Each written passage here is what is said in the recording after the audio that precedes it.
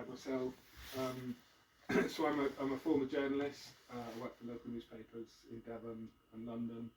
I work for a university in London now as a press officer. So I grew up in Plymouth originally and live near London. I was going to say apologies in advance for any of my Devon pronunciations. If I offend anyone, I hope not. I think the entire way, I was just saying to Steve Ali, the entire way through this project, I'm terrified of people asking me to say leap, because I really want to say lepe, as they would in Devon. I live Cornish. Cornish, yeah, it's very similar, isn't it? But it's interesting, when I come to Winchester, I still hear that twang. I hear that kind of West Country twang already with some people in Hampshire. It kind of starts up here. But, and so yeah, I've got a real passion for history, investigations, and mysteries. Just really, and for me, the kind of mystery of CERDIC and Wessex is just one of those fascinating. Were you picked up by Paul? Trying to remember, it's not Whiting. So anyway, on YouTube suddenly. Yeah, Paul Whitewick. Yeah. Right, thank you. Yeah, there that's me. Yeah, I've got my hair tied up today. But yeah, I work with Paul, who's he's brilliant. He did a YouTube video. I did watch it. Yeah. Yeah, about the burial site. So and that was a real driver for the project. I think as a newsman, that was the really new part of the exciting part of the story, because it was something kind of, it was a real place that we could say that CERDIC was buried. It kind of made him into more of a real person, and I could kind of understand the reasons why he was buried there. So it took him from the realms of kind of fantasy and legend, and kind of brought him into where it brings him into the real world for me. So and I'm pictured here in Dubrovnik. As I mentioned, I'm a massive Game of Thrones fan, so that was one of the big kind of filming locations for Game of Thrones. But no dragons overhead at that point, thankfully. But it's amazing. You get an amazing view of the city there. Except for the Woodburn. Yeah. So I guess we should probably start at the beginning. And this is the end of Roman Britain. This is in obviously Bath, one of the most famous Roman sites. And so the kind of end of Roman Britain is put around 410, and that's obviously the time when the Visigoths sacked Rome. And so you get this kind of removal of Roman troops at the time, and it's really interesting what happened next. I mean, there was kind of an abandonment of towns, of urban life. Many of the villas were abandoned. There was a trend to reoccupy Iron Age hill forts, and I think that makes a lot of sense, because obviously a lot of these hill forts were quite high up, and they had massive ramparts and massive ditches, so they were really well defended. And one of the interesting things, I don't know if people have been watching Digging for Britain this year, but there was a really fascinating discovery on Digging for Britain, where they discovered a late mosaic at Cheltenham, and it just kind of contradicts what we know of Roman Britain. I think in the main, the kind of commerce and production ended, heavy coin use ended. There was even interesting that people stopped being buried in coffins because there was no nails anymore. So it was a kind of, on one hand it seems like the life became quite basic again, but on the other hand I don't think we know everything really. There's still discoveries to be made, and certainly the one on Digging for Britain suggests that in some areas there was still quite a degree of wealth and access to resources. And I've just included this quote at the end. It's from a Greek historian. It's about a century after the events, and he said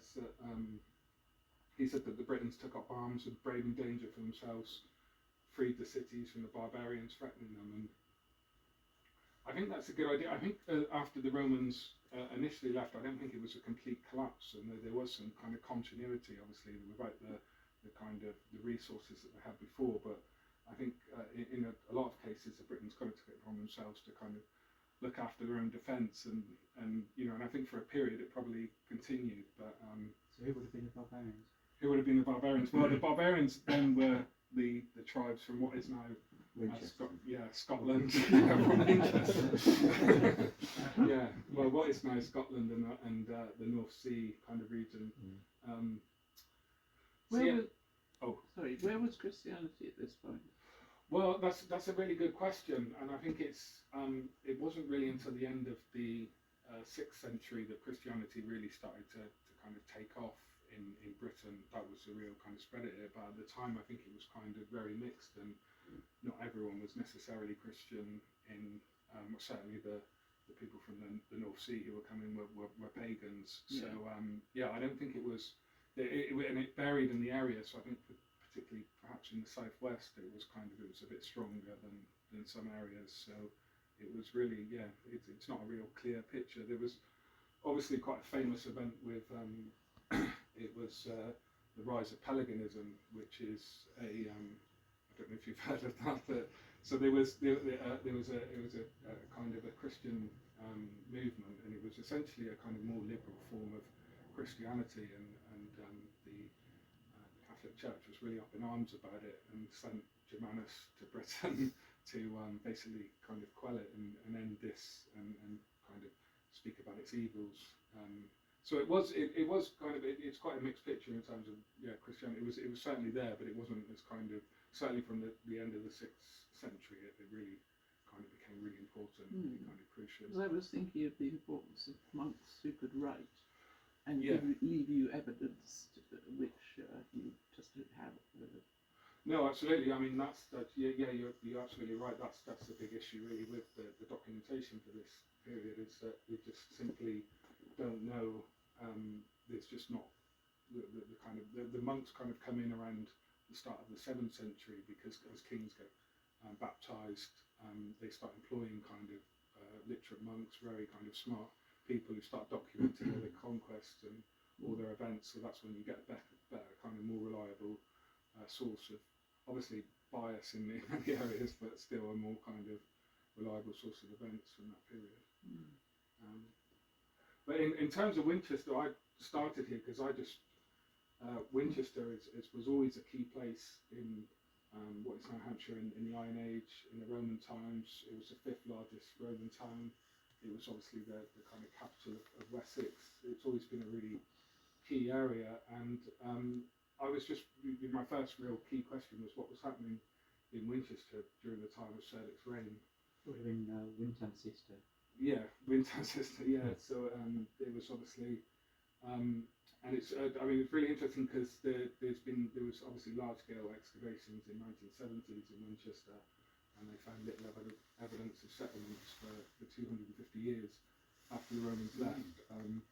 I think only the forum continued to be used after, and there's no mention of Winchester at all in the Anglo-Saxon Chronicle, which is strange really, considering its kind of importance in later times.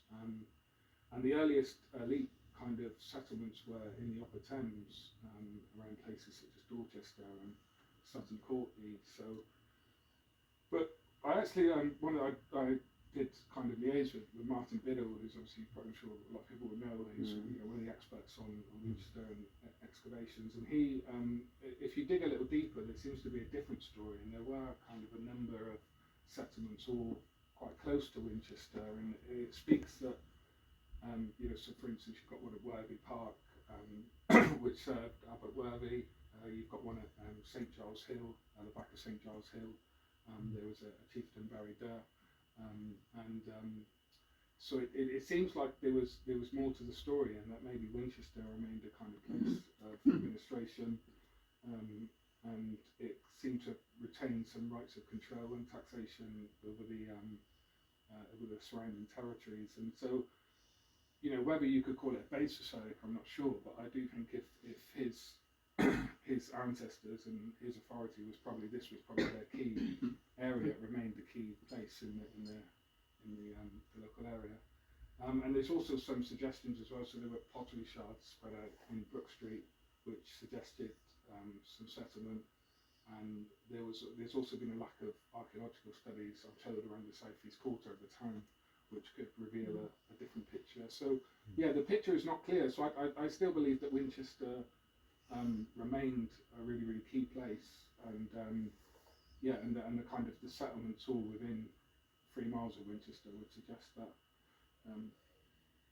It was so wet there. I mean, you never build a dam on it. Yeah. wet floodplain like The- God, yeah. My understanding is that the Roman town within the wall, it relied on the Romans sort of diversions of the river and you know all the river management. And if that broke down, then the bottom end of town is basically a marsh. Right. So it may well have been abandoned in favour of more defensible sites around it. Yeah, I mean that would probably suggest that I mean if you look at like the places like St Giles Park, they're all like just outside. That's obviously on a bit of on a higher level. Yeah. Yeah. So I mean one of the things I really like to do is I think with these sometimes when we're looking at the medieval period we focus a lot on the kings and the kingdoms, and I was really wanted to know how people lived at the time. You know, I was how like the average person would get by on a day-to-day, and there is some wonderful research by Sonia Chadwick-Hawkes, and this is at Worthy Park, which served Abbot Worthy, and it's really fascinating because she does this really extensive kind of report on the burial and tells you how people lived and you know the kind of the state of the burials, and I mean it not surprisingly life back then was really physical. You know, very, very physical. You know, they consumed everything they produced. A lot of them had arthritis. Nearly everyone had arthritis from the sound of it. But at the same time, what I found particularly interesting is there wasn't this sign of kind of warfare, and there wasn't a lot of signs of weapon injuries, and there wasn't a lot of sign of people had been involved in violent deaths. So, and a lot of the people were buried with compassion as well. And so it seemed to be that it was quite a you know, it was a very hard time to live, but at the same time, it was there wasn't a sign of kind of massive conflict at this particular place. But yeah, and one of the most interesting things that Sonia did was, I found in her report was that she would, by the kind of the people, she could work out the profession of certain people by the particular muscles. So, for instance, there was a cattle drover who was pushing cattle across the country, and he had really strong legs, but like quite a weak upper body. So it suggested that he was, you know, walking all the time. And I think there was someone who she could tell by the muscles in his arm that he was possibly a lumberjack by the way it was, you know, he was doing a certain. So it was really fascinating. And a lot of them seemed to have like kind of manual trades, which I guess they were kind of serving people in the community that they were living in. It was quite a self-sustaining place. In the main. This is Abbott's Worthy. Yeah, just outside Winchester. But that's Wessex. That's what I thought.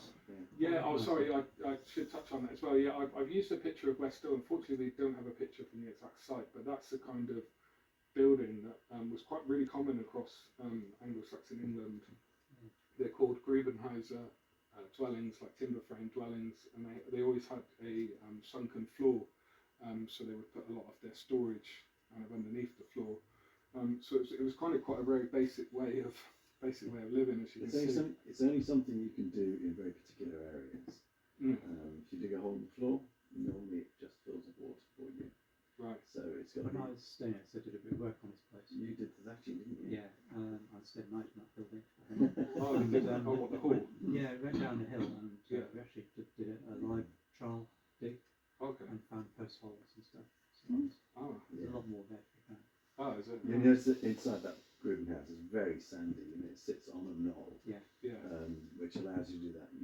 But yeah, make a hole in the ground, and Mother Nature will fill it for you. Right. In most circumstances. And the floors, boring but true. Yeah. Most of these they found with suspended floors with about 3 foot of space beneath them. And that's also controversy in the old Grubenhausen department of was there a suspended floor, or did the roof line come to the floor like it does in most of their buildings are in fact more traditional house like that they've done of that site. And things just filter through the gaps in the planks at the end of the day. Right. And then eventually demise the building, of course it just fills itself up. Right. So they weren't always necessarily effective, you're saying? They were more than they were utterly sufficient for at the time. That's all I'd say in that sense. Yeah. If you'd had carpet down, it'd be lovely. But they didn't have that luxury. No. No, it's not that they didn't do fabrics like that either. It's just Yeah. that carpets were not a thing you trod on. No, Anyway, I'm rather sorry. no, that's Would you have had a lot of forest? Oh yeah. Although you've got chalky stuff, which is not as good at. But I mean, that there must have been a load of forested areas. The studies I've seen have suggested that the chalk was probably pretty much as it is now, but everywhere else would have been forested. Mm. So chalk just doesn't really sustain forests. No, it doesn't like trees. Kind of heath. And that's why the chalk ridges would have been your main kind of routes, because they would have been open and therefore much easier to travel along. Yeah. Well, I think in some areas these were very good. They seem to be very common. They did pop up a lot of Anglo-Saxon sites. So there was, and I think it was a kind of obviously a kind of consequence of the end of the Roman Empire. They just didn't have the kind of materials that they had before, and so it was very basic that the kind of materials. Well, it just retreated from stonework simply because you needed that kind of economy to mine the stone, to make the mortar, to, you know, the whole thing. As soon as you begin to retire from that and you get less and less markets, you just go for timber. It's on your doorstep mostly. I think that looks quite cosy. They are rather nice, it has to be said. Yeah. Yeah, the geology of Wessex in general, there's not a lot of good building stone. Yeah. So obviously timber. Where do all those flints come from? They must The chalk. Yeah, it Where's comes that in, down the it's chalk? in bands. Oh, Often it's I in bands see. in chalk. I envisioned beaches denuded of. Well, that in itself is only exposed chalk bands Well, that as they're washed up. Anyway, They come to the surface with plowing yeah. Oh, all the right. time, and then ever since the farmers have moved them to the sides of the fields. Yeah. Yeah. But then you've They got the problem of brought line it into production. town. That's what I'm saying. There's been Oh, probably right. about 1 kilometre of chalk eroded away, and the flints just stay put. So all the flints that we see nowadays come from a vast amount of rock, and they just seem to stay put and you know, settle into, you know, the boulder clay and such like that. So yeah, and the chalk, when it erodes, it's just gone. It's probably forming more chalk out in the oceans now. Yes. So you just build a cathedral. Using stone mostly imported from France. Because Does that come from Caen as well? It would be the Caen. Yeah.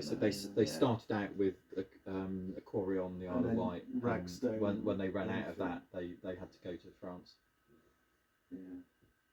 That must have been a roaring trade in itself. Sorry. Sorry. Apologise. No, sorry. No, it's good. Well, Yeah, Caen's is one of the longer routes, as we saw from our DD programs. So this is yeah, the Spongman from Oh yeah, Norwich. from Norwich, from one of the most famous kind of earliest, I believe, one of the earliest Anglo-Saxon sites. And so yeah, one of the things that I really took me about this period is I think there is this quite an idea that the Anglo-Saxons arrived and it was almost like a genocidal kind of warfare, and they forced everyone to Wales, where they've remained ever since. And it's just not quite the story, really. I think in reality that a lot of the people who came were just really just looking for a better way of life and better land to farm. Their homelands were being flooded.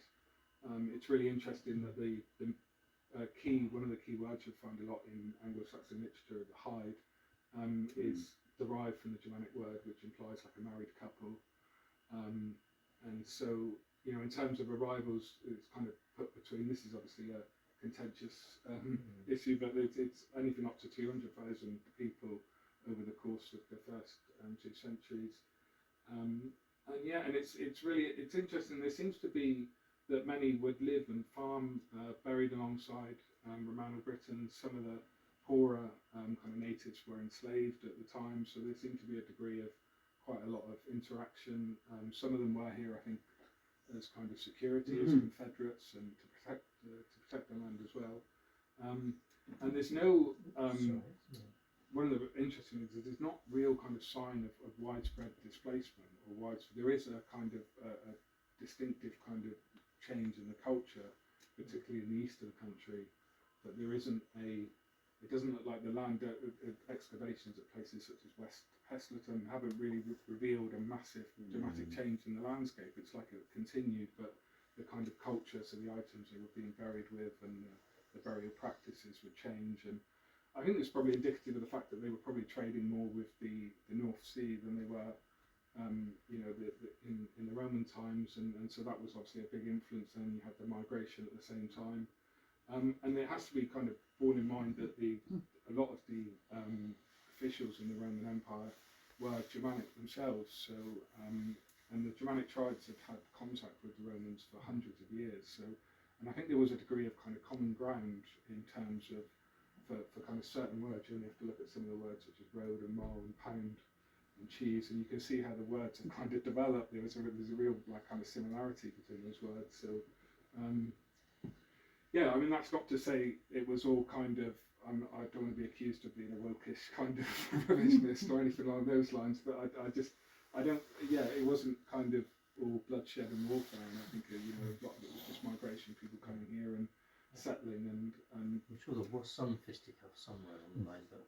Yeah, well, I was going to come to this, so this is, from the Gilder. Yeah, I Birdeswald is this is an amazing place. I went up to it's just next to Hadrian's Wall, and it's if you go up there at the back, there's just a huge valley which is actually really daunting when you stand on it. So it's a really amazing place, and then you've got all the stone kind of remnants of the former buildings.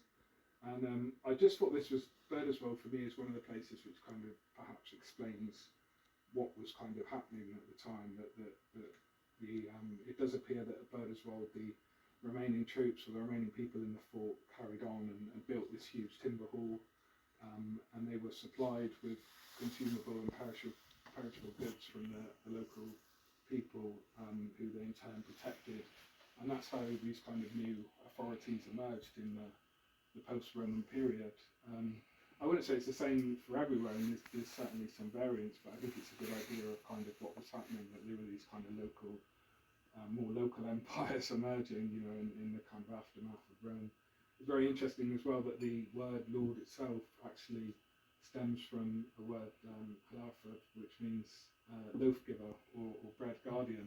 So it gives you an idea of his kind of role for the local community. And I think given that Winchester was such a militarised place, that for me it's really, you know, obviously we can't be sure exactly, but I believe something similar would have happened here, that there was maybe a kind of what was left from the Roman times kind of took over and evolved from there, and maybe, you know, gained power in the same sort of way, you know, by offering protection and being supplied with kind of perishable goods and consumable goods.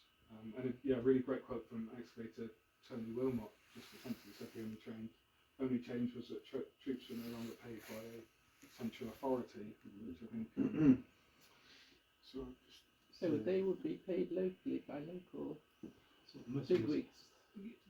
Well, I think that they would demand kind of, I think to go back to it, so they would demand goods from local people, you know, goods such as that they would require, and then I think they would hold occasionally these massive feasts. I think they were kind of more towards the end of the 6th century, and so I think they would get all the supplies from local people, and then hold these great big feasts. And then during bleak winters, they would go out and do a lot of raiding and kind of help people out. So I think that was their kind of where their power came in as well. It sounds like just cutting out the middleman. So where the Romans would have taxed people to pay for all the, you know, the armed forces and the administration and everything. It's just like, you know, they've gone, so we're just working for the same people but more directly. Pretty much, yeah. Essentially, yeah. They're just cutting out, no longer like a central authority, which is kind of, if you like. Essentially. I think they were like they kind of. It reminds me of this. I don't know if this is a good analogy, but what happened in New York when you've got those kind of protection rackets emerging, and you know, it's a similar I guess most people kind of want to just be left to live in peace and get on with their lives. And if somebody's around who's going to give them that protection to be able to do that, then why wouldn't you? It's just a question of their roles not being too onerous to the local population. So a light touch, should Yeah. in that sense. Well, the marriage allowance, there would have been a lot of things about marrying, I suppose, that are forced and unforced. So, Yeah, no, absolutely. Yeah, and I think they probably there seemed to be that maybe some of them had councils as well. We're not entirely sure, but there seemed to be a lot of, certainly for the first 100 years or so, there seemed to be quite a degree of continuation of what was there in the Roman Empire, just without Rome itself. You know, so that a lot of the kind of roles kind of carried on. So this is I guess if you're interested in this period, you must have come across or heard of Gildas, who's like our main contemporary source for this period. And there's obviously this traditional story. It's only really a small part of Gildas's text, actually. It's only really a small part of his document, but it's what he has written is just incredible, really. It's this incredible story of what happened in the aftermath of post-Roman Britain. So he mentions how that the Saxons were invited here to defend against the Picts and the Scots, who are now the Irish. And I've put Saxons in quote marks because it's a bit of a kind of complicated term. It kind of became a catch-all term for all people from the North Sea region, but I mean, in reality, they probably came from different areas such as Denmark and modern-day northern Germany and the Netherlands. So there is this story about how and I kind of urge anyone to read it because he's very, very dramatic, and he describes the Saxons as wolves coming into the sheep's den, and how they rebelled because they weren't happy with essentially they were confederates, which was quite a common practice in Rome. So they would be given territory, and in return they would provide like security and military muscle, and they'd be paid with supplies. And so they rebelled, and it was a real kind of caused absolute devastation.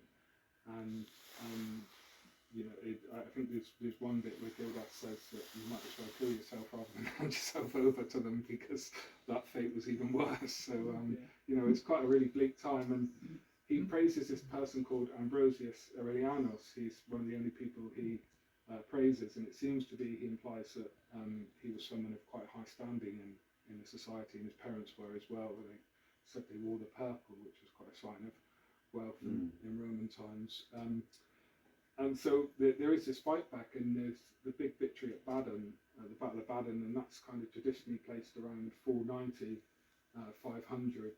This is not without contention as well. There's various dates over like a 50-year period, and but this battle would later be linked with King Arthur.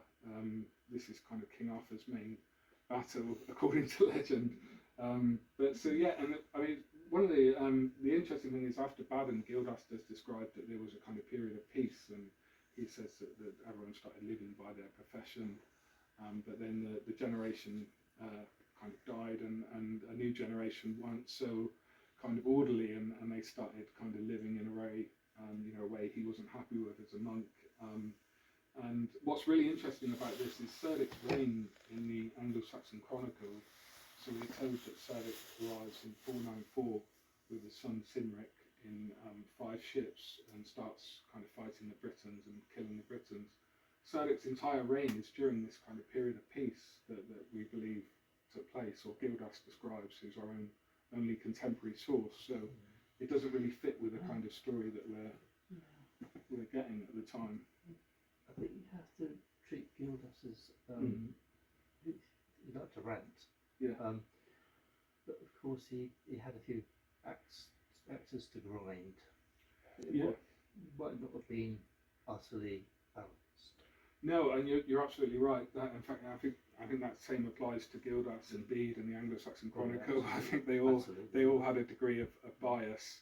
But I mean, the interesting thing about Gildas is he's actually attacking his own countrymen. He obviously singles out 5 kings and kind of famously describes them as, just the worst people in the world, essentially. He reserves the most ear for a king called Malgwyn, who was based in what's now North Wales, Anglesey region. And so I think that after the end of the time at Gildas, England became, what is now England, became quite a fractured place, and it was probably largely based on the previous Roman civitas, but I wouldn't say it was a kind of complete like seamless transition, but it was probably largely based on the areas. You probably had one kind of large authority in what is now Hampshire and so on. It might not have had the same boundaries, but it was probably covering most of this region.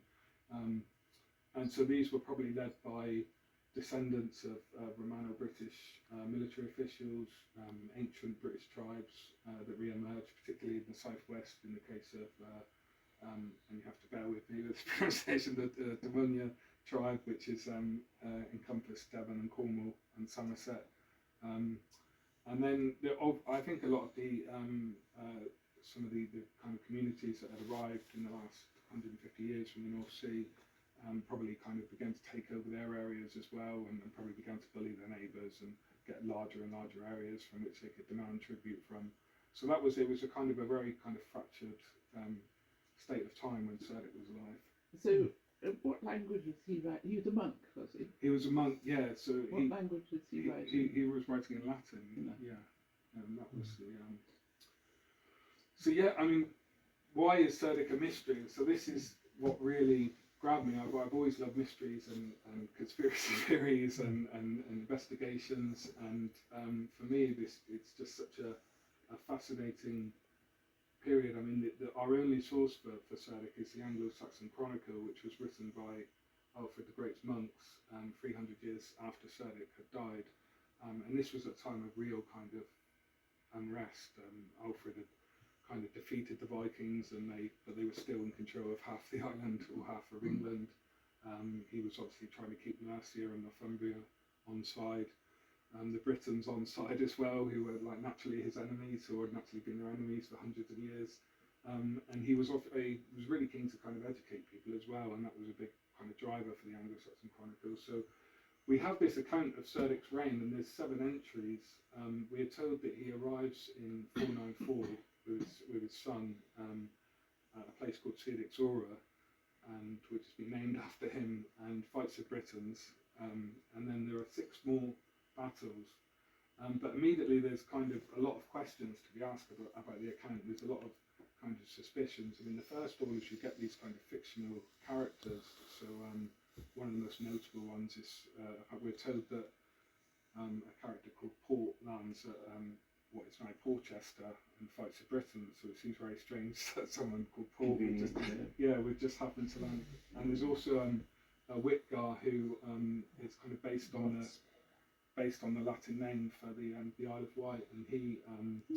So you get these kind of fictional characters, and the story appears to be told twice as well. That's one of the distinctive things we have. It's almost as if it's been told twice, but in a different way. So we have a landing, but then 19 years later, we have another landing, and then there is a pattern as well, a very distinctive pattern of 19 years between various events, and this is really, really notable. I think you can see. You can look at some of the dates there, but it seems like the kind of story's been retold every 19 years, so it's been retold twice. There's also the one of the really interesting things is the something called the West Saxon regional genealogical, bit of a mouthful, genealogical list. I think I'll call it the Royal List for now. But so this list was attached to the preface of the Anglo-Saxon Chronicle, one of the manuscripts. And it just basically contradicts what's in the Anglo-Saxon Chronicle.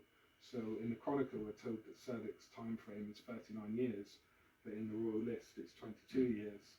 And in the case of Selwyn, his grandson, he gets 7 or 17 years in the Royal List, but in the Chronicle, it's 37 years. So there was a study from David Dunville, who's a very esteemed kind of professor and scholar in Anglo-Saxon history, and he believed that the Chronicle had essentially they'd backdated CERDIC's reign by 38 years, and this basically he looked at the date of the first king who was baptised in 641 and kind of worked out what were the most likely reigns of all the kings before him, and there was a gap of like 38 years essentially, which makes a lot of sense because obviously that's 19 times 2, so it seems like the story has been. So it's a bit of a riddle really with numbers. And the reason being it was backdated, I mean, there could be various reasons. I think the one that David Dunville believes is that simply that Kent and Sussex, who also had their own foundation stories, very similar stories of fathers and sons or brothers turning up on the coast and killing the natives. They've been founded a lot earlier, and so there is this idea that maybe the chroniclers wanted to kind of push the date back just so it was a bit more grander and a bit more in line. And then obviously the main really instant question about CERDIC is he has a British name, which is, you know, a Brittonic name, which is the instant kind of puzzle with CERDIC. So I'll just move on here. So yeah, this is I think we touched on this earlier, and it is it's a Brittonic name. It's most likely CERDIC or Caraticos, and I would kind of, there are two figures of a similar time who are called CERDIC, and I kind of lean towards that one with the way it sounds, but I think there's various interpretations of it. But what's really interesting is Caraticus was a really famous character, and he resisted the Romans for about a decade from when they arrived in 44, and eventually he was kind of betrayed and handed over in chains to the Romans, and they took him to Rome, and apparently he did this great speech where he pleaded for his life, and he basically told the Romans that if it wasn't for people like him, they'd have no glory at all, you know, that they needed like good enemies to be anything, and so they spared his life. And then, I mean, I think if CERDIC was, if his name was the only one that was Brittonic, you could probably write it off as anonymity, but he isn't, in fact. I mean, a lot of his descendants up until the 8th century had Brittonic names, you know, or there's an argument that they did contained elements with Brittonic names.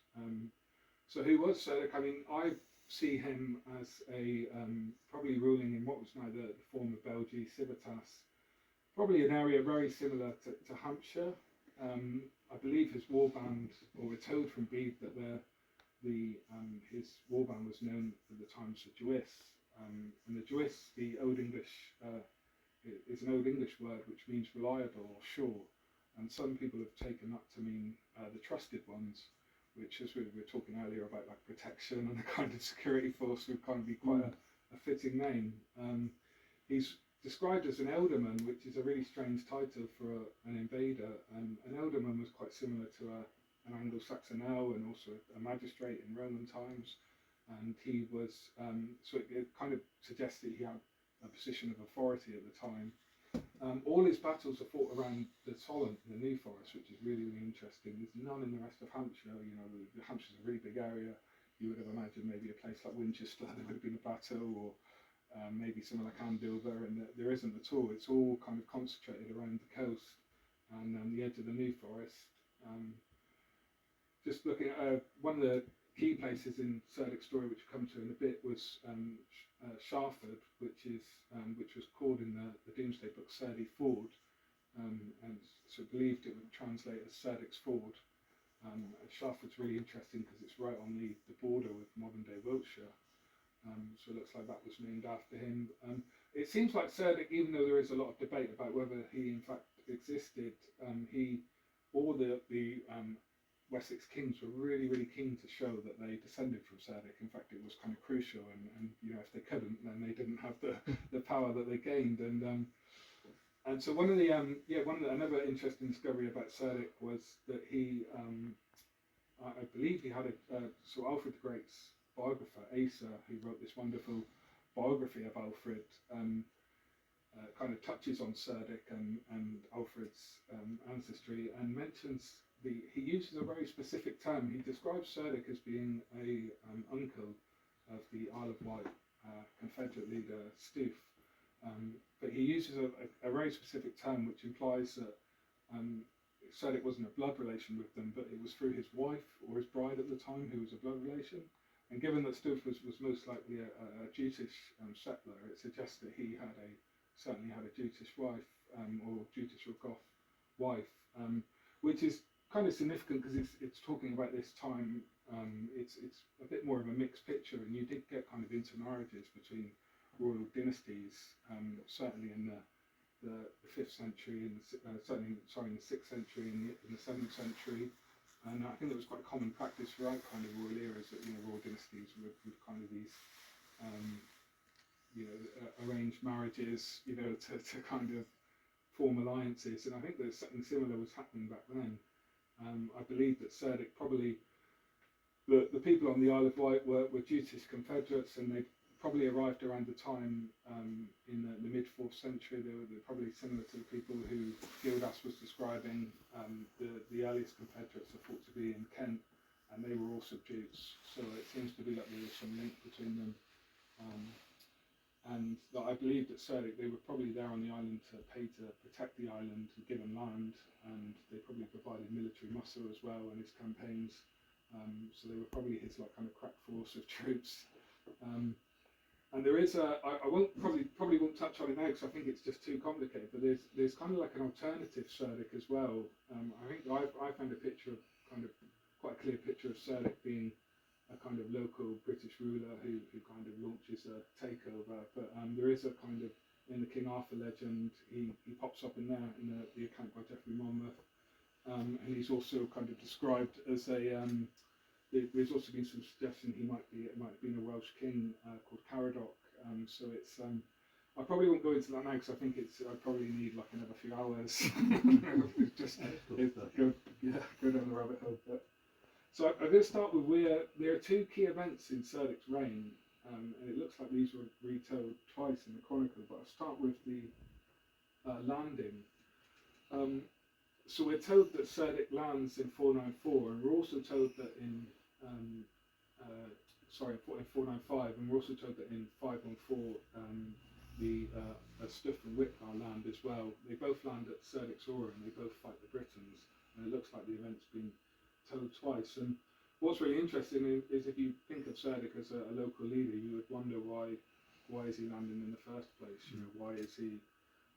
It doesn't really make any sense. And I believe that he had probably sailed from the Isle of Wight. He'd gathered his force and he'd sailed from the Isle of Wight. And then, if that's the case, then the most likely place he would have landed would be around Leap. And I said that okay. I think Leap stands to a point. The reason being is there was a Roman road in this area. It's one of the closest places to the Isle of Wight, and it was also the site of a Roman ferry as well. So why would they go on the way Isle of Wight rather than coming directly somewhere? Well, I think that what I believe, on my working theory, is that the New Forest area was not, for some reason, was not within his power. That he was in control of the rest of Hampshire, but the New Forest was where the conflict So you was think placed. he retreated from the mainland to the Isle of Wight to gather his Well, troops, or what? yeah, I think he retreated from the island and he gathered his troops on the Isle of Wight and sailed over and launched a kind of takeover of the New Forest area. That's my kind of working theory. If you look at the accounts of the Anglo-Saxon Chronicle, it would suggest that there was 8 boats, probably a force of around 300 initially that landed. I believe they would have marched inland. It was probably quite sparsely populated at the time, but I believe they would have followed the Roman road inland. That's quite a modest force, isn't it? Really? It is, yeah, and I think that it's quite indicative, though. I don't think there were huge numbers of forces. If it turned up at your doorstep, you would have paid attention. Maybe 300 men. And saluted the right salute and everything. We were talking about this earlier on, Yeah. about talking about what was the population at the time. Yeah. And if you suggested a figure of about 2 million at the end of the Roman era. Yeah. So it may well have been lower than that, which is about a 30th of what we've got now. Yeah. So if you multiplied that by 30, Yeah. that maybe gives you a better perception of how we might see it today. Yeah, no, absolutely. Well, I think it was. I think, as I say, it was quite. I think the idea was that he was going to capture that corner of land. It was a small force. It was probably like a powerful force. I believe there was a battle. Probably something like Cadnam. Now, the word Cadnam, the Cadda element, derives from Cat, which is a word for battle. And so I believe that, and it's always been a crossroads between Dorset and Southampton, and I believe that was the most likely place for a battle. There is some wonderful research from Osbert Crawford, who's a 19th century academic, and he found that there's a ring of earthworks and banks and ditches all around this area, and it suggests maybe that his force was stationed within this corner of Southampton Water afterwards. There's a place as well at the end of Beaulieu River which leads from leads to Leap, and that's so that's another sign that there was. And so the reasons for the battle, I actually think it was my kind of working theory is that there is some suggestion that the people who were in Dorset at the time, known as the Durotriges tribe, their area extended to Southampton Water before the Belgians arrived, and I believe that possibly after the Romans left, that there was they kind of claimed that land back, and I think that's what the conflict, and it possibly the prize really for the kings at the time was the control of the Solent, the Southampton Water, which has always been a really key area for trade. Obviously, you get the later Hamwick sites, and if you control an area such as that, you control all the trade going in and out, and it's a kind of lucrative, wealthy area, and that's what I think the battle revolved around at the time. And so the next story is the next main battle is at CERDIC's Ford, and so this is we have two references to CERDIC taking over the kingdom and fighting a battle at CERDIC's Ford in the Anglo-Saxon Chronicle, and I'm really convinced that these battles are one and the same. Only one of the accounts mentions a location, and that location is given as CERDIC's Ford. And I believe that the most likely location for this battle was in North Sharford, which is right on the border of Wiltshire and Hampshire. And it was quite kind of traditional in those times for battles to be fought at fords and near the edge of kingdoms. The evidence for this battle emerged in a 7th century charter from King Senoir, and he gave away land in this region, and one of the places is called Fergahild Ford, and the hild is an Old English word for battle, and so I really believe that this was probably a reference to the site, so you have like a reference almost to a battle ford at the time, and it happens to be right on the border of Wiltshire and Hampshire. The ford itself is still actually identified on Ordnance Survey maps in this area. I actually think it's further along the path on the Avon. There is a point where the Avon really narrows, and that was possibly the point of the ford. And there's been a lot of debate about CERDIC's opponents. So CERDIC fought about a person called Nathan Leod, who we are told was killed with 5,000 men. There's been some suggestion that Nathan Leod translates as Netley Marsh, because the Natan is a word for wet. Essentially, the Leo is kind of linked to woods. But actually, the Leod word is actually an Old English word for prince or ruler. So it does suggest that Nathan Leod was a real person. The Natan element as well kind of shares parallels with famous British and Pictish names at the time. There's several rulers at the time who kind of share similar names. And so I think this was actually a really, really decisive battle in the course of English history. I think that if CERDIC had been defeated, then the southwest of England may have been like a very different place, become like developed in a different way, because over the next 250 years, the spread of West Saxon culture is tied to the kind of the increase of Wessex and the rise of Wessex. So it kind of went hand in hand with Wessex expansion. So I think it's a really kind of key moment in our history. And there's really interesting as well that the Natam, which was probably his name, was linked to Downton Moat, which is just a mile away. Outside there is some legend that he was actually buried in Downton Moat, and that became a really key meeting place for local councils, for local Saxon councils. And even if you go there today, directly outside Downton Moat, there is a street called Nattenbury, which I find really amazing. So it's almost like that's not conclusive proof that he was buried there, but it's a kind of a really interesting facet. And so I think from this point, CERDIC, I think after this point, probably secured the whole of what is now Hampshire, and kind of decided to rule for himself, and didn't have to pay heed to any greater authority, and this was really the dawn of Wessex. I'll just move on. So this is the I don't know if people have come up with one of those fascinating in all the early Anglo-Saxon periods. It's just an incredible period. As we mentioned earlier, CERDIC's reign should probably be placed between 538 and 554, and this is during a real kind of decade from hell in the country. So there was a in around 535, sorry, there was a what's believed to be a massive volcanic eruption which spewed dust into the atmosphere and essentially acted like a veil, kind of blocking out normal sunlight for most of the day. It's really well recorded, which is very unusual for this era. You've got kind of people all around the world, from China to Eastern Europe, recording this.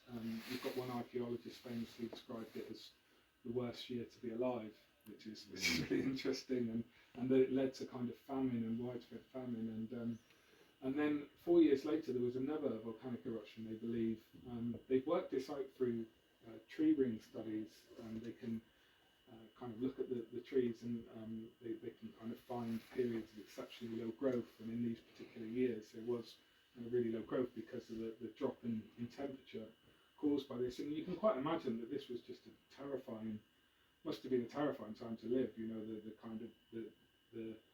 was dark for most of the day. There was no reason for it. Obviously, they didn't understand what was happening. I think a lot of people would assume that it was kind of God itself. It was like damnation.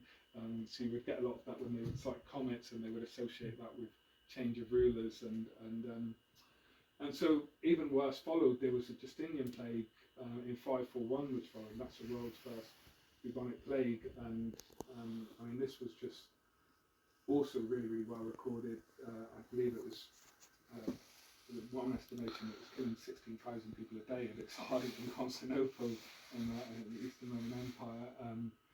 And it reached Britain. We know that for a fact now. Actually, there's unfortunately the plague is really, really impossible. It's really, really hard to trace in archaeology because it kills so quickly, so it doesn't leave like a lasting mark on the skeleton. But there is kind of more and more advanced testing now, and they have been able to discover traces of it. Actually, at the first place they investigated, which was Edith Hill in Cambridgeshire, and there was a snapshot survey, and remarkably it found that 40% of the people surveyed had actually died from the plague. So I think that in years to come, and this is also, it should be noted, this is also in the kind of more easterly part of the country where it's thought that they didn't suffer as badly. But and so the plague probably led to a real massive increase in raiding, and even Gildas himself mentions it actually in his account. He talks about robbers who are kind of cherished and rewarded by the rulers, like despite all the crimes they've committed. And so it was quite common that the local chieftain or king, whoever he was, would gather his war band, and if times were really hard, they would go and raid their neighbours and steal their cattle and steal their food, and maybe even steal the people themselves. And so probably during this period there was probably a marked thing. You were talking about famine and disease. There was probably quite a really terrible period to be alive. And I think this was a real decisive moment in the history as the battle was with CERDIC forward. I think this, in terms of England or Britain becoming an Anglo-Saxon realm, you get by the end of the 6th century, you've got all these new Anglo-Saxon kingdoms such as Essex and Northumbria. You've also got East Anglia as well, and Kent. And then at the same time, a lot of the kind of key places which seem to survive in the post-Roman era seem to be abandoned. As we mentioned, Burdeswold area, Tintagel, South Cadbury, Congressby, also Retexeter as well. There's some debate about that one, that might be earlier, or there's also Silchester. So it's not a kind of something that's been proved 100%, but there's no denying that by the end of the 6th century, these places were, a shadow of what they've been. And obviously we get this, really terrible event in the middle of the century, and it only kind of believe there's some link between these. Just thinking, Peter Frankopan's latest, the Earth Transformed, talks about the link between volcanic eruptions, climate change, pushing people out of the areas that they used to live in, and carrying plague with them. Yeah, I mean that's probably true. I mean, I think it was I think this was a real. I think in years to come, in generations to come, they will learn probably the full scale of how bad this was, and probably understand a bit more about the impact that it had. I mean, if we only have to look at the impact it was having in Constantinople to see what it would have on a kind of small settlement, a small like Iron Age fort in here. So This would have been a short-term impact, though, wouldn't it? Yeah, I mean, a short term, but I think quite you know, the numbers involved, it may have kind of led to a kind of quite a change in the power and the local kind of balance of power. I think they've worked out from the sort of 14th century plague, it took about 100 years for the population to grow back to what it was. Right. So if it was the same then you know, yeah. Yeah, well, I mean, it's actually, as I mentioned, it's the same strain as the Black Death, so probably equally as devastating. Yeah. But yeah, there's actually a wonderful book by someone with a similar name to me. I'd urge you all to buy it if you can. It's called The Fate of Rome. It's by a guy called Carl Harper, and he does a real amazing chapter, and when he kind of looks at how environmental events have affected the Roman Empire, and this is one of the things he kind of covers in really great detail. So it's really interesting if you are interested to find out more. And there's also an academic called Peter Saris who's done a lot of work about this as well. So he's worth looking up. I'll probably just touch on the next 3 points because I'm aware we're kind of going over a bit. So yeah, another thing I cover in the book, CERDIC has a missing son called Creoda, and he's kind of named as his son in some sources and he isn't in others. What's really interesting is that Mercia at the same time also had a king called Creoda, and he seemed to be like a very a genuine person, because there's about a dozen places in Mercia that were named after him. And it's very interesting to note that CERDIC's grandson, Ceolwyn, it seems to have been kicked out of the kingdom in 592, and then a year later he's described as dying with a cridder, which is a variation of the name Creoda. So I kind of touch on that and kind of explain that in the book. There's obviously, I'm much more comfortable with Saxon history, somewhat after Alfred, but there's a massive habit between the houses of Mercia and Wessex to exchange, not hostages as such, but they're hostages, but they're political hostages, and they're brought up. Ethelflaed was exactly that. Yeah.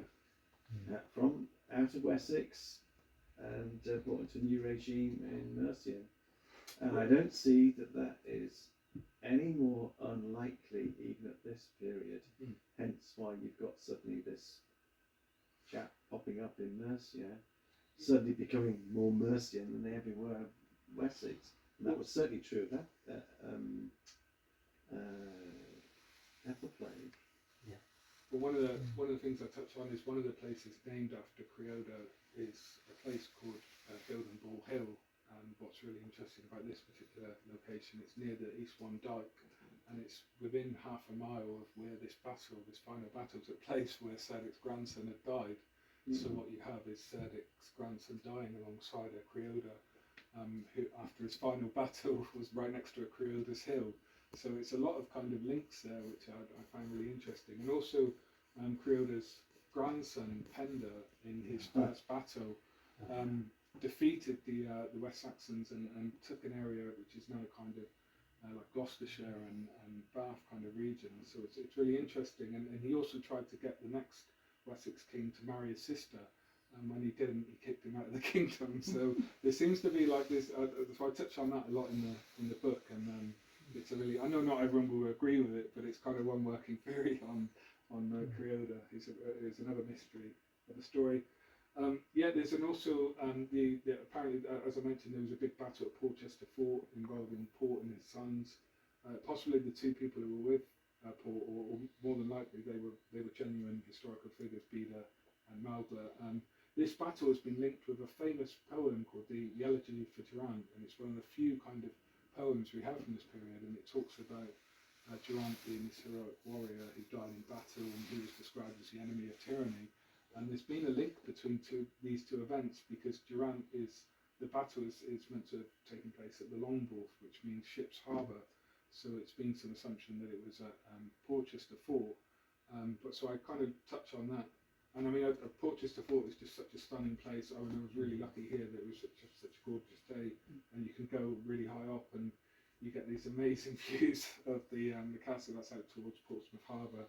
And even today, if you walk around the site, it's still like really impressive. The Roman walls are just, even to this day, it's a real test of their kind of, of their construction. And then I touch on the Jewess as well. So that this is another mystery in the story. There's various mysteries, and there is some idea that the Wessex started in the Upper Thames region, because you suddenly had a kind of you had a number of these what were called mead hall buildings, and these were kind of famously referenced in Beowulf in the poem. And it's kind of places where the warriors would gather and the local people would gather, and they'd have these big kind of parties and feasts, and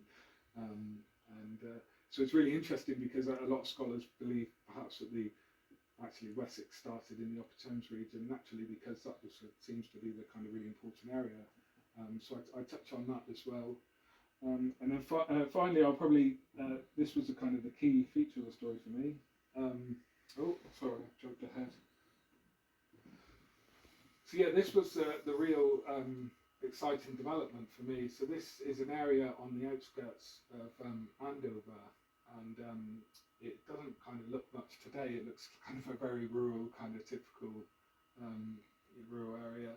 But at the time, there was so much going on in this area. So you have here, you would have had a Roman villa here, just below the text. You had a huge ditch running alongside here, kind of like an office dyke style ditch. You had a Roman road just further back, and then you had the Harroway running through the middle, which was is now the modern day Walworth Road. So you had all this, and then you had no less than 6 barrows all within this area. So there's a load going on. There was also another Roman road closer to the centre of Andover, and there's the Itnailed Way as well. So there's about 4 ancient trackways, like all within this area. And so I found there was a reference to these Anglo-Saxon charters are a really rich source of history, and I found this charter from Edward the Elder, the son of Alfred the Great, and so he granted 11,000 acres to Winchester Cathedral, funnily enough, as we're just down the road from. This area now largely makes up St Mary's Bourne Parish, and it's really fascinating if you read this charter, because obviously you can imagine it's quite a wide open rural landscape. So what they would do is kind of name significant features so people could tell where the land boundary kind of ran from. So you get these kind of fabulous descriptions, such as down to the Willow Grove and down to the pear tree and the barrow of the ash tree. And one of these features is CERDIC's Ball, which translates as CERDIC's Barrow. And so I just went out there and started looking into this and just wondering where there had been some previous research. So there was George Grundy, who was a very famous academic in the 19th century. He did some amazing research and kind of interpreted the charter. We're quite lucky in this country that we have, after the Second World War, there was a lot of mapping of the landscape from the sky. A lot of aerial photography took place, and at the same time they were documenting all the kind of historic features. And so in this area, there's a number, as I mentioned, there's like 6 barrows all within this area. That's like 2 just further down from this photo here. And so key point was trying to identify all these different landmarks so I could find out where CERDIC's Barrow was most likely located. Now the Willow Grove was kind of quite key to this, because willow trees grow by moist soils and grow. And so the estate manager, Mike Farrell, who was really helpful throughout, he believed that there was a watercourse running in front of the woods, because there was a Roman villa right next to it, so he believes they must have had water nearby. And so it's any Roman estate. Absolutely, yeah. So that's why. So the Willow Grove was probably around this area here. That's where we believe that the Willow Grove was. So from there seemed to be a pattern of every half a mile or roughly half a mile. It kind of varied, but you could kind of work out where CERDIC's Barrow was. And so I settled on this final site here, which was really, I just went here and, yeah, I mean, it doesn't look, for me it was really striking when I went there. It was really my wow moment when I went there, because it's just, I mean, as you can see, you get this amazing view from the site. What's really interesting is it's so close to the old Harroway. The road there, that would have been the old Harroway. The mound itself was about 72 foot in diameter, and it would have been at heights of probably at least 12 foot. So it would have been a huge kind of feature that you just couldn't could have missed coming down the Harroway. It was also the Devil's Ditch that I mentioned would have run just behind it, going towards the woods that we've just mentioned. And what's interesting about this ditch is there's some suggestion it actually extended to the modern Wiltshire border in Tube Parish, which is another 8 miles away. The barrow also would have been visible from the Roman road. Saying that, sounding very deviant, would have been visible from the Roman road in the distance. So the Roman road is about here in the picture, and then you can imagine it's on a hill. So you've got these three kind of features. You've got the Harroway, the ditch, and the Roman road, which just made this barrow a really, really prominent place. And for me, I believe it was kind of placed there, and it was deliberately placed there. It was in a very public place, and I think it was sending a message as well to probably his rivals in what is now Wiltshire, that, you know, I've been buried here, I may be dead, but I'm going to be watching over this land in death, you know, and what are you going to do about it, really? And it was kind of a statement of power, really. And so, yeah, really fascinating. And there's also it was very in keeping with practices at the time, so a lot of these Bronze Age barrows were being reused, and they were being reused for burials. It became quite a common practice. If we look at the Prittlewell burial, which is about 30 to 40 years later, that was the same scenario, and also obviously Sutton Hoe as well. It's the same. That was also a massive barrel. So it was quite a common practice, and I believe there's one possibility that CERDIC may have hunted in the area. There's lots of references to Hagar, which is associated with deer parks, and so potentially that CERDIC may have had some sentimental value. Hunting was really popular with wealthy Romans and wealthy Anglo-Saxons, and so it may have been very popular in CERDIC's time. And then just finally, I mean, I think probably what would happen next is hopefully there may be some archaeologists who would go along, or a university could go along and do a scan of the site. Would be really, really interesting. I mean, I have actually found something recently, a picture which makes me absolutely certain that there was a barrow in this location. It shows very clearly a ring ditch, which is a trace of the barrow in this exact location. So it'd be really interesting, yeah, and obviously it'd have to have the permission of the landowners as well. But yeah, hopefully something may happen like that in the future. But for me, it was just a really interesting facet of the story, and it was a new development of the story. It just kind of brings CERDIC to life. You know, as we mentioned, we've got so few sources about his reign, and what we do have is quite confusing. But if we can, you know, explain where he was buried, and we can explain the reasons why he was buried, we can kind of understand the type of ruler he was, and you know, the world he was living in at the time. So yeah, that's my conclusion. Have you been able to see Hampshire County Council's LiDAR survey? I have, yeah, I have. Because that should show up something like that. Yeah, I have. I'm actually getting old pictures as well, I actually should say the guy, David Hopkins, who's a county archaeologist for Hampshire County Council, has been so helpful throughout. In fact, he's been really helpful. But yeah, that's something I would look at. But I've just, as I mentioned, I found this image, and there's been some suggestion it might be a hill, because actually the Borg can sometimes translate as hill, but I have found an image where it's, as I say, it's a really, really distinctive ring ditch, and it's amazing, really. It's only a few decades old, but it still shows this kind of, you know, traces of this barrel. Yeah, I've used that to find sort of the Bronze Age barrows sort of around my local patch, and you can actually find them. Yeah, I mean, it's something I should look. I mean, it's recorded. It was recorded in aerial photography on numerous occasions. So, like in the 50s, the 60s, the 70s, about 5 or 6 times they recorded this barrel there. I think initially there was still like a small mound there as well. Okay, so it's gradually been played out or something. Yeah, gradually been. I mean, there's a possibility it's been. I think there's 3 possibilities. One, that either it's been robbed, unfortunately, which is grave robbing is quite common, or it's the possibility CERDIC's body was removed at the time of the Norman conquest, which I think is unlikely. I think if the Norman conquest had happened 100 years earlier, it certainly would have been, but I think it was probably a different. Why is that? a consideration? Because of what happened with Edmund, and St Edmund, they moved his body at the time, and To Winchester.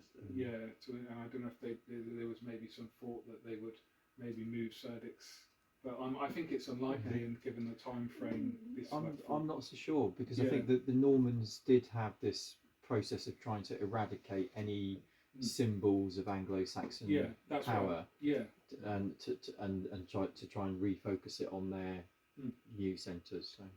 yeah, that's why it's a consideration. I think it's less likely than being robbed than it might be robbed, but I think it's one possibility. I mean, it's even fascinating that CERDIC remains what have been taken to Winchester Cathedral and stored somewhere in there. I very much doubt it, but I think there's a possibility that there may be, like, even if it's unlikely to be, like a fully intact skeleton, but there may be kind of artifacts here. But yeah, I mean, really, the only people I want to send along there now I'd hope would go along there would be archaeologists and people with expert knowledge, and in this kind of field, and archaeology would to have a good look at it. Are there any other similar mounds at that sort of scale? Because Sutton Hoo's that size because was a ship inside it. Yeah. Requiring you to obviously make an astounding mound. It is just vast. Yeah, well, I mean, these actual barrels were really, really common. I think I said in the book that there's hundreds on the Isle of Wight alone. And that's, I think, with this particular mound, if it had been kind of if it had just been a random association, then it's just the fact that it's so near these ancient trackways, and it's so near the ditch, and it's so near the Roman road, it just doesn't seem like a random association. It seems like they've picked an area in the countryside, like a really area where they know lots of people are going to walk by, and they're going to see it there, and they're going to make a bit of a statement to their enemies. So that's why I find it really, really fascinating. And who is the landowner? well, the landowner at the time, it was Wessex at the time, the Wessex kings, and then they gave it to Winchester. No, I meant now. For the Yeah, purposes I can't really say. I mean, they're like private. It's like private landowners. Yeah, I think my brother's filming this, but yeah, no, I mean it's.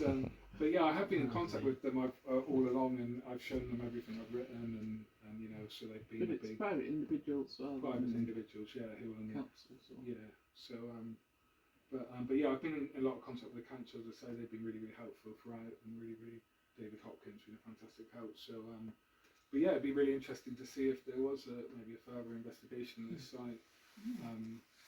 Yeah, so that's brilliant. If there's any more questions? Or... Well, lots.